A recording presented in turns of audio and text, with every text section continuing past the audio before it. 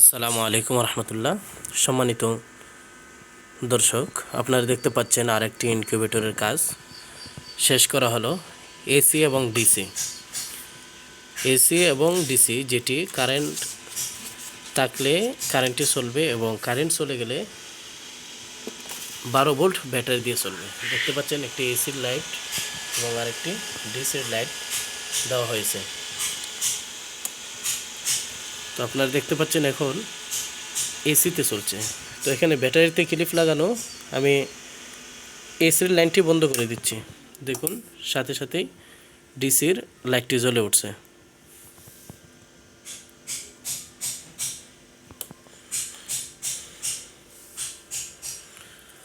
আপনাদের যদি কাহারও এসি এবং ডিসি অথবা এসি ইনকিউবেটর প্রয়োজন হয় তাহলে আমাদের কাছ থেকে নিতে পারেন।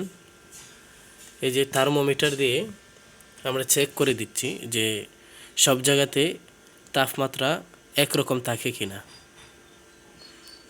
দেখুন ডিসি লাইট জ্বলতেছে।